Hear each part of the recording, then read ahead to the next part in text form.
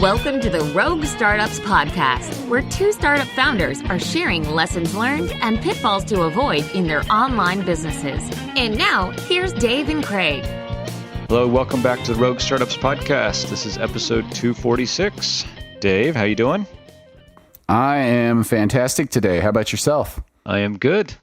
We are relatively just down the street, relative to being across the ocean. You're 2 time zones away instead of 5. Yeah, it's pretty nice. Yeah, we got back to the States. We're in Florida for 4 weeks. Got here Saturday night, and just hanging out for a little bit.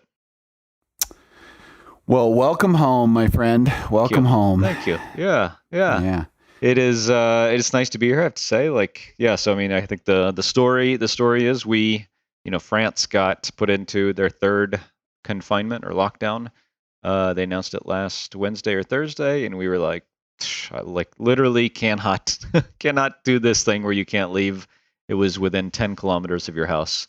Kids had a 2-week spring break coming up. They canceled school or put everybody in remote school for this week, ahead of the 2 weeks of spring break. So we're like, whatever, we're not going to miss literally not going to miss anything for at least 3 of the 4 weeks that we decided to come for, and hadn't seen family in a year and a half. So we were like, let's do it. So. And that's not all. You got a bonus. I got a bonus shot in the arm on Sunday morning. Yeah. In the immortal words of Hamilton, you're not throwing away your shot. I mean, this is the thing. We really like living in France, right? But we roll up to the FEMA vaccination center on Easter morning at 7:30 in the morning, because we're fucking jet lagged and have been up since 4. We roll up at 7:30 in the morning, and Dave, there was 200 people working there. Volunteers, National Guard, traffic direction, nurses assistants, scheduling, checking your ID, just amazing, right? And that just would never, ever, ever, ever happen in France. And that's why so many people are getting vaccinated here. Right. I mean, this is a real fucking head scratcher for me. I have to say, I've never been one to say, we've got the kind of infrastructure that we can just turn around and make this stuff all happen, because it definitely was a struggle. Until we had the switch of administration, the rollout of the vaccine was kind of a disaster. But now, since January, I mean, it has been moving apace at just blistering velocity. Yeah. And that's awesome. That is unbelievably awesome. I love seeing all these things that pop up that say, hey, I'm going to get my first dose of vaccine today. I'm like, yes, go get them. Everybody go get them. Mm-hmm. And it's baffling to me that Europe doesn't seem to be on the same train. I've heard that the UK is struggling for distribution. Spain is struggling for distribution. You've told me about France struggling for distribution. You've got all of this stuff going on, all these variants floating around. You have a tool in your toolbox that is the perfect tool for this. Why are you not pushing this out as fast as humanly possible? Yeah. I mean, I don't have the answer, and I don't think anybody knows why those countries. I mean, certainly, they don't. It's not like they want COVID to be sticking around. I think it's just they're literally not able to prioritize resources as fast as the United States is, right? And England somewhere in between, right? Because super capitalist country, maybe not quite as much as the US, because they have a national health service and stuff like that. But I mean, you see them doing better than a lot of other countries, maybe not quite as good as the US in terms of vaccination rollout. But then you look at Israel, where they are able to allocate the resources. They are able to do it in a much more top-down manner, and that's why, I mean, the vast majority of the country there is vaccinated, and COVID kind of doesn't exist there anymore. Right. It's over 80%, right? Yeah. And so restaurants are open, theaters are open. Go Israel. Yeah. So yeah, we went to a Mexican restaurant, sat inside yesterday because it had been 36 hours since I'd gotten my shot. So I was like, I'm pretty safe at this point, and fucking, went inside to a restaurant for the first time in 8 months. Yeah. Wild. Yeah. I mean, weird, and glad you were able to get it while you were here. I assume your wife is getting one as well, or got one at the same time. Yep. Yeah. Yep. Mm-hmm. You've gotten your first shot? I've gotten my first. My wife and I basically went on the same day, had 2 separate appointments, and so we're going back on the same day for the second round here pretty soon. Yeah, a couple of weeks out. I'm super excited about that.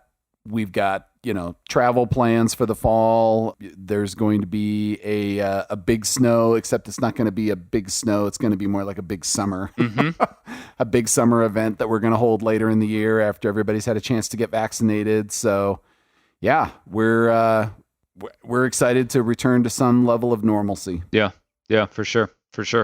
I hear, well, you both through friends and people like on the team that the second vaccine is quite the doozy. So I'm not looking forward to that. Like a lot of people are kind of feeling pretty bad after the second vaccine. So that'll be the week before we leave here. So not super looking forward to that, but the first one's been a breeze, like no problem at all. So yeah, that plus jet lag got to feel awesome. Yeah, it'll be great. We'll sleep really good once we get back to France. Yeah. I'm having a colonoscopy the day after my second shot. I asked them, I said, is this cool? And they're like, yeah. I'm like, okay. So Wild. I'm sure I'll be, Wild. Yeah, I'll be enjoying that experience. Yeah. Yeah. Good times. So, yeah, I mean, I think the other and this is, I don't want to make the episode all about this, but it has been very interesting. We're just recording this on Tuesday, but to be working in the same time zone as, folks like Matt and, Kim and Alec, who are kind of our, team leads for, success marketing, customer support and development. All of them are on the East Coast in the US. Pretty interesting to be kind of on the same time zone as everybody here. It's been nice. It's been like good perspective to, see what they're seeing in terms of the cadence of things like meetings. And we have a daily stand up in Slack and it goes off at 9:00 in the morning. And, like that's, I don't know if that feels right or not compared to when we have meetings and stuff. So it's been cool to see. And I find my work schedule being quite different than it is in France when I have, the morning basically by myself to do stuff. And then the afternoons for calls and podcasting like this. The morning now I'm in calls, in the afternoon I'm doing email and projects and stuff like that. So it's been a trip to see the difference. Yeah, jury's still out which one I like more, but yeah. I think I have to say that the morning is better for anything that I've got like a tighter, more intense mental focus project. I'd rather do it in the morning than the afternoon, because after about 3:00, my fatigue just sort of sets in, mental fatigue. I'm still there. I can still do stuff, but my focus isn't as strong as it was earlier. My motivation is definitely way lower. And if I can like switch out things that don't require a huge amount of cognitive output on my part, that's good. So like I try to push certain kinds of emails to the end of the day. So if there's like financial updates, or I need to send a bunch of reminder emails, or, stuff that is a little more rote, I prefer to do that in the afternoon, because I'm usually a little bit cooked and I'm like, all right, well, I still have to do something here, but let's get the stuff done that I don't have to think too hard about, and try to do the other stuff in the morning when I'm a little fresher. Yeah. Yeah. And I think, well, one, I'm still jet lagged, so I'm up at like 5 and I'm getting some of those really high glucose things done before my calls that start at 9. And I think I would try to still do the same, because I think, we owe it to our team members who are in Europe, to have calls in the morning here. So they're not on calls at, 7:00 at night or whatever. But I might end up being one of those people that gets up at 5:30 in the morning and does, an hour of real good work before breakfast and stuff. So I don't know. We'll see. We'll be here for 4 weeks, so I'll figure it out. Yeah. Yeah. So you're staying with family in Florida, right? We are. Yep. We're visiting. Mm-hmm. Yeah, everybody's here now. Visiting, all sorts of different family in kind of different parts of the state over the next 3.5 weeks. So it'll be good. Mm-hmm. It's been a long time. Yeah, and I assume your parents got the vaccine a while ago. Yep. Everybody, all kind of parents are, had both doses of the vaccine already. So feel pretty safe, to be around them. Like we traveled, obviously, fucking forever to get here. And just came straight here, didn't have to quarantine or anything. So, and felt pretty safe about it. Yeah, Great. Yeah. Great. That is great news. I love to hear that stuff. Yeah. Love Yeah. to It's hear pretty it. cool. It's pretty cool. So, business, how, I have some updates from my end on the kind of content marketing perspective, but would love to hear how things are going from your end.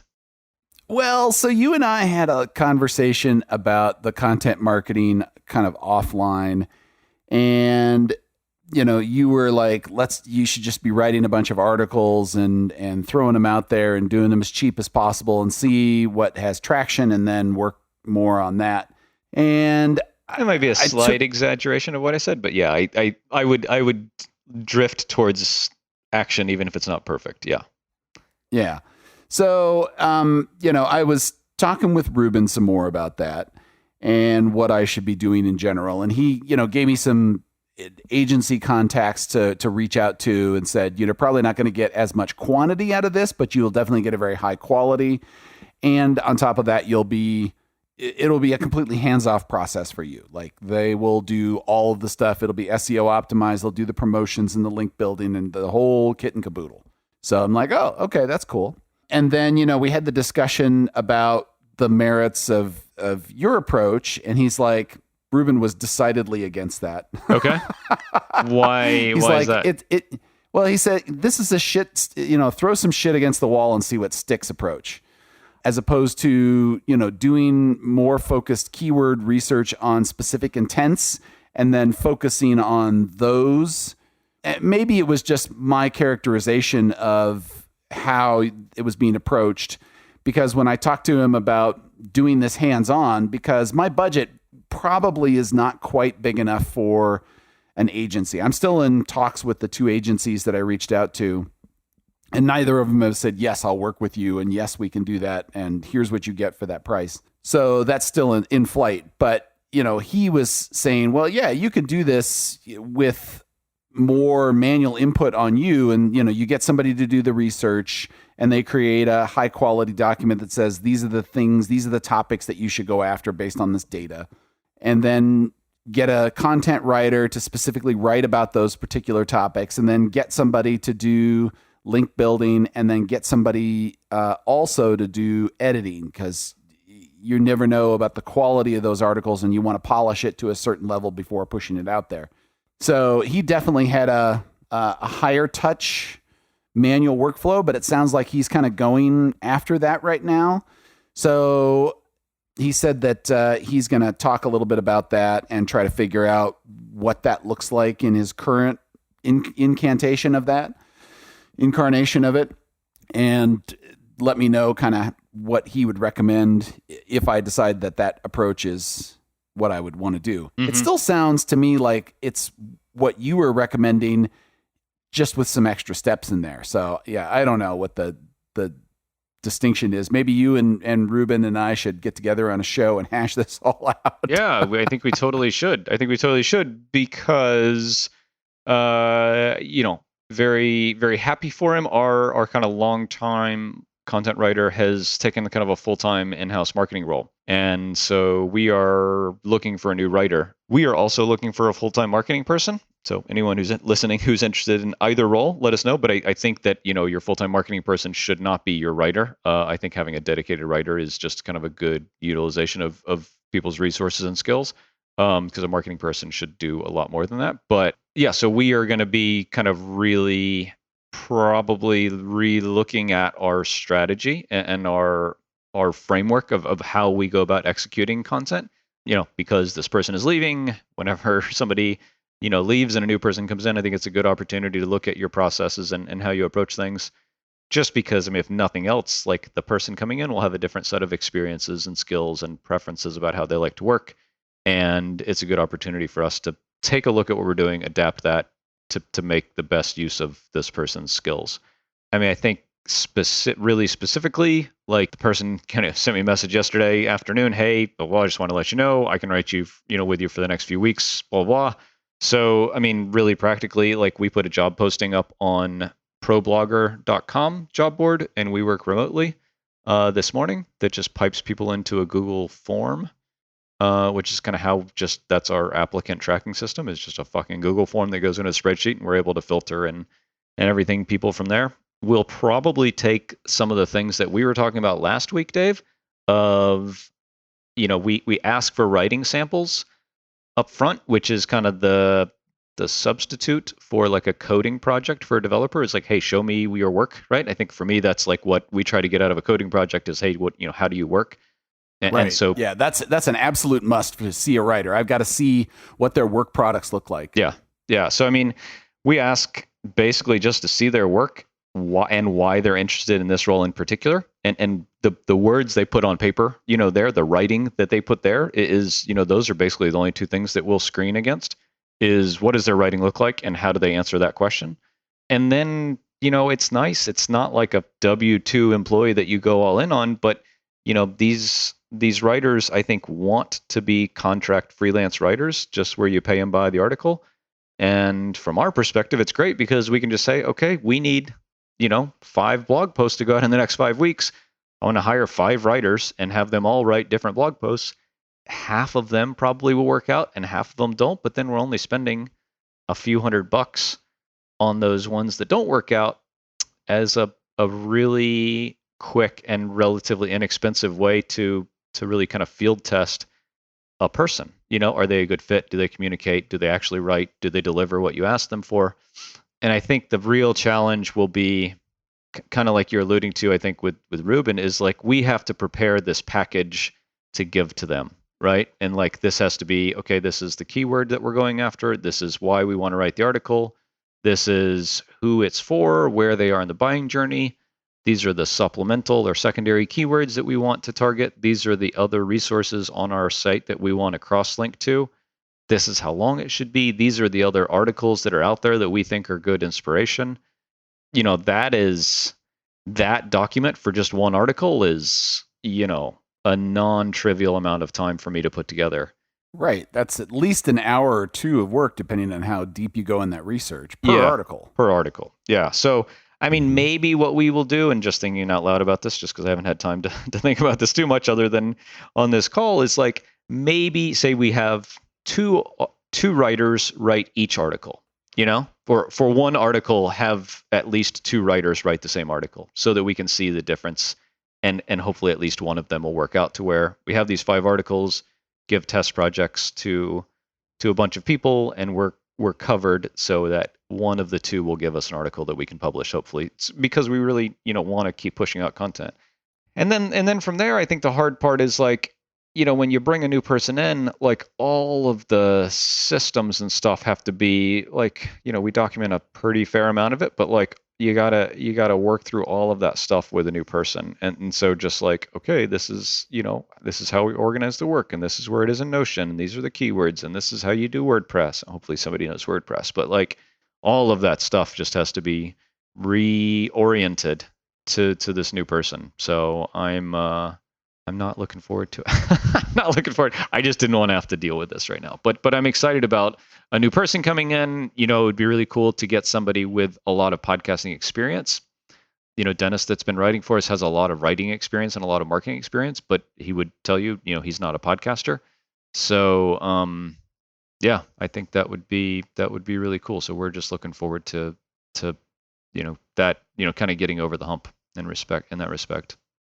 I would think that Venn diagram overlap for podcasters and writers is a little tighter than e-commerce and writers. Like it seems like there's a shit ton of SaaS writers, e-commerce SaaS writers, but the podcaster, I'm guessing, is a bit of a smaller circle on that Venn diagram. Yeah. For overlap with writers. Yeah, I think so. And I mean, we have done pretty good, right? With like Denise on the team before was not a podcaster. Dennis is not a podcaster. And we've gotten to where we are with having people that are not podcasters and have been successful to some degree.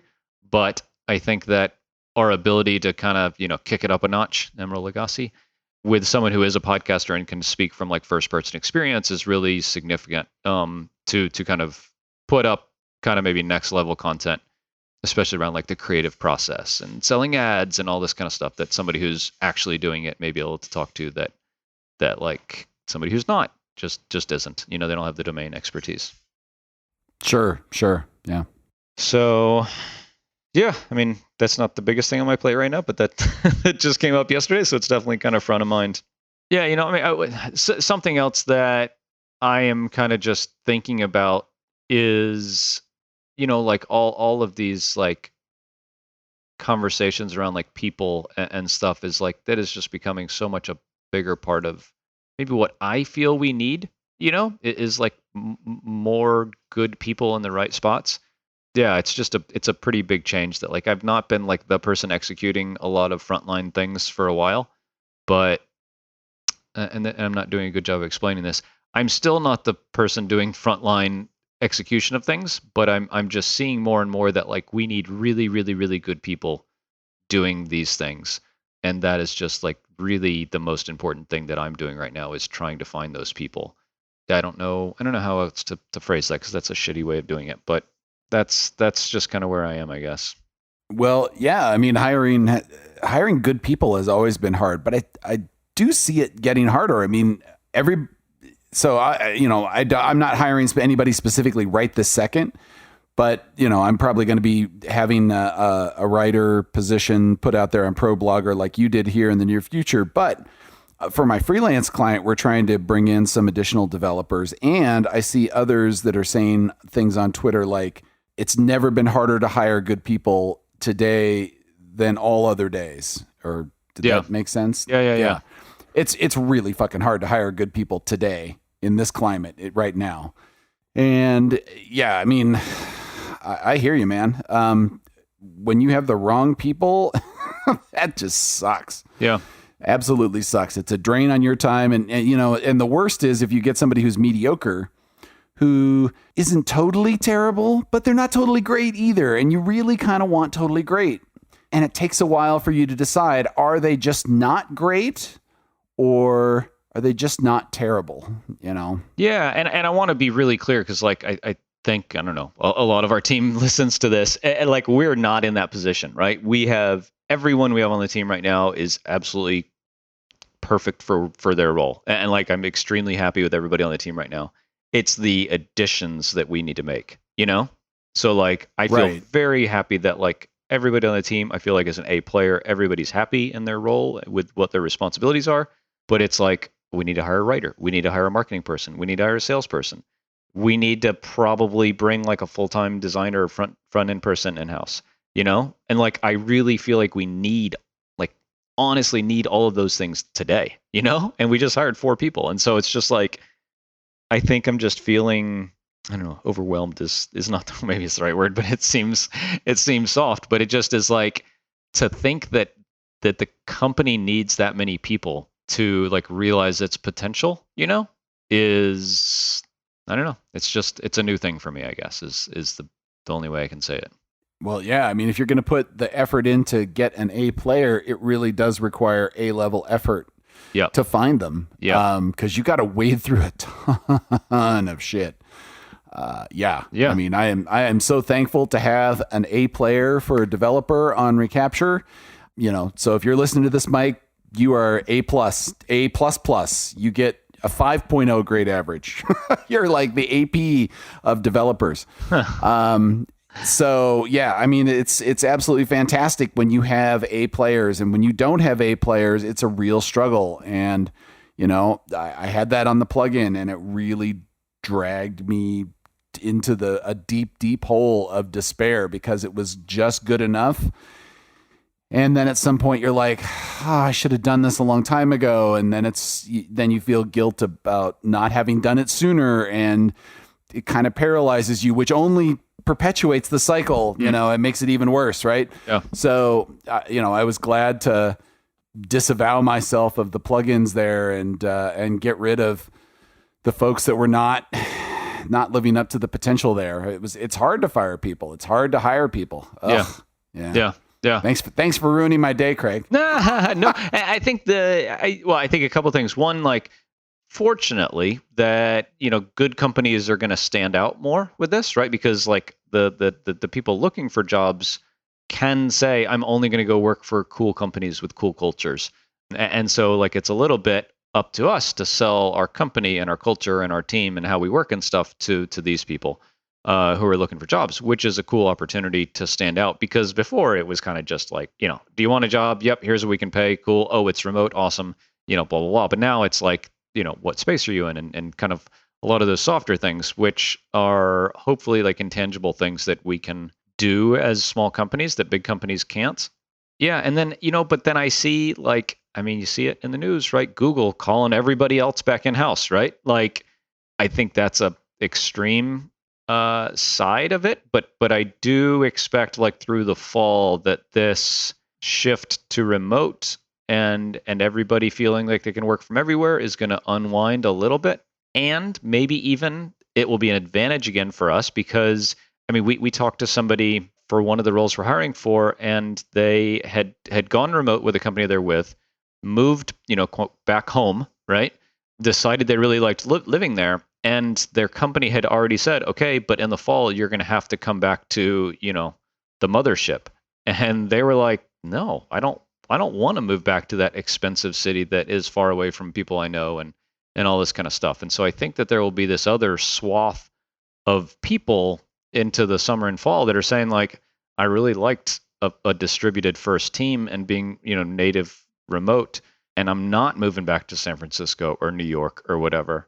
And that people like us that are hiring remote positions by then or at that time might have some really, really, really strong candidates that value, remote first companies that will stay remote when these other companies are bringing folks back in house. I'm hoping this. Maybe I'm talking myself off the ledge. Well, I hope so too. But I'm seeing the same kind of thing with my freelance client. They just called for voluntary return to the office. But if you say that you're coming back, it's full time. There's no hybrid crap. You can't come in a couple of days a week. It's 5 or nothing. Yeah. But it's voluntary now. I suspect by summer it will not be voluntary, and they will just basically be shoving everybody back into the office. And I think that there's going to be a significant amount of grumbling in the IT department, because they're very happy to have no commute right now and still be able to fully do their jobs. Not everybody in the company was feeling that. And, the top brass are very much still butts in chairs, and the whole financial services industry. I saw an article from the CEO of Goldman, and, he's using a bunch of very flowery corporate speak to talk about, how there was all these missed opportunities for collaboration and the dynamism that happens in the hallways. And I'm like, this is all about butts and chairs for you. You want to see people to make sure that they're working. That's all it is. That's all it is. There's just a lack of trust. And I'm like, if you can't trust your employees to work, you hired the wrong people and you have a shitty culture. I'm sorry. I agree with that, and I kind of don't. I was just on a call with like a partner earlier today saying like, can you imagine the process and the culture shift and all that of, Amazon or Google going remote, and like culture shift of all that. And like, it is. Amazon is already mostly remote if you're in a development role. I got one of my neighbors works in one of the e-commerce arms for Amazon, and I had another friend of mine that was working in an AI department over there, and they already worked remote, so you could work in an office, not in an office, financial, whatever, financial services or anywhere that was in the office before, maybe for good reason, just because that's the way the company was founded, and then they got to go remote. And I don't fault them for wanting people back in the office. If that's how it worked well for, 20 or 100 years or whatever, like, is remote that much better that you've changed the whole fabric of the company? I don't think so. Remote works for us, but there are some days I would love to, just have the 10 of us in an office down the street that I could ride my bike to, and we could just fucking hang out and rap on stuff for 8 hours and go home. And like, I think that would be really cool, like, because it overcomes a lot of the challenges of time zones and the communication. I'm not poo-pooing that. I'm poo-pooing we've been 100% remote. Now we have to go back to 100% in person. I agree. And there is no flexibility. There is no in between. That's what I think is bullshit. I agree. I think there should be like, okay, let's say that we have to have 2 or 3 days in the office a week. And I think people would be like, okay, yeah, I could do that. And I can see that there would be a productivity boost because there are times you just simply don't want to leave your house and you've got a bunch of other stuff going on and you can schedule things around it. Like, give people some flexibility, for God's sakes. Yep. And for those that are struggling with, make the option so that they could be in the office. If they're struggling, great. Let them be in the office. I don't have a problem with that. But saying everybody has to go back to the office because that is the only and best way to handle this, that's what I'm rebelling against. Mm-hmm. Yep. Yeah. Yep. Yep. Yeah. And unfortunately, I think that's where some firms are at. Certainly, I'm hearing that strongly in the financial services sector. Like, this is the only way it's ever worked. We have got to return to the quote working way. Therefore, fuck remote. And I'm like, okay, boomer. Yep. Yeah, I think it's, again, maybe it's an advantage for us. I mean, we're not in financial services, but like maybe it's an advantage for us as like, more nimble small companies to say like, we can be flexible to what our team members want. I don't know. Yeah. It is an interesting time. I mean, we've been fucking talking about COVID for so long, and now that like, well, it isn't over, right? But I mean, well, for me, it's over. The fucking whatever. I don't care. I'm not bulletproof, but I mean, I don't worry about it anymore. And that's just a really big mindset shift. And I think as, millions and millions more people get to that point, like we're going to go into this other like post-COVID world, which I think will have a lot of effects that we hadn't planned on so far, at least, Right. It will be interesting to see. And, I know Brad Tanar has specifically said that he's struggling to find good people right now that are remote because everybody was suddenly offering remote. And I've seen a lot of job postings on LinkedIn where people are like, remote until COVID, remote until it's all over. It's like, that's coming soon here.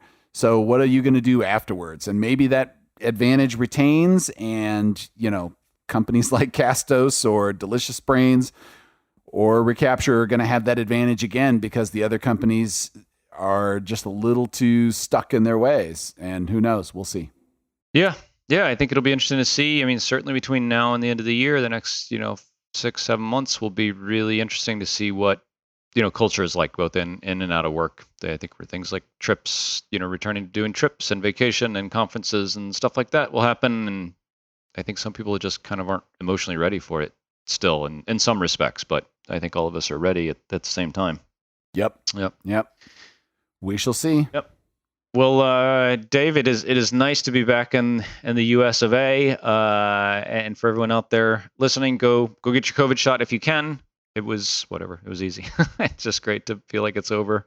And yeah, hope everyone enjoyed the episode. If you're enjoying it, please share the podcast with someone who you think would enjoy it as well.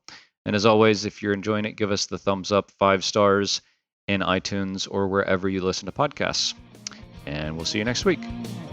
Thanks for listening to another episode of Rogue Startups. If you haven't already, head over to iTunes and leave a rating and review for the show. For show notes from each episode and a few extra resources to help you along your journey, head over to roguestartups.com to learn more.